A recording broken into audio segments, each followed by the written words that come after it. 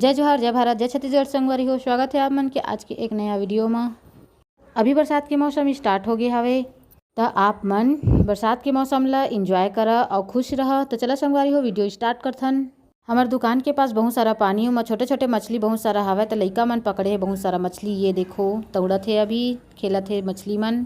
छोटे छोटे लइका मन ला मछली पकड़े के बहुत शौक रहते तो मन पकड़ पकड़ के लाके बाल्टी में रखत जावत थे।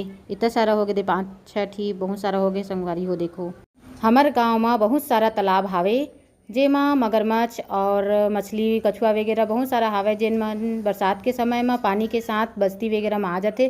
तो अगर छोटे छोटे बच्चा मन आथे ओला लइका मन पकड़ लेथे और मछली कछुआ मन ला अपन घर में रख लेथे और मगरमच्छ ला वापस ढील देथे तालाब में। तो आप मन ला हमार वीडियो कैसे लगथे तेन ला कमेंट करके बताहा और चैनल ला सब्सक्राइब कर दे संगवारी हो। लइका मन ला मछली ला खेले देवा और मिलथन फिर अगले वीडियो में।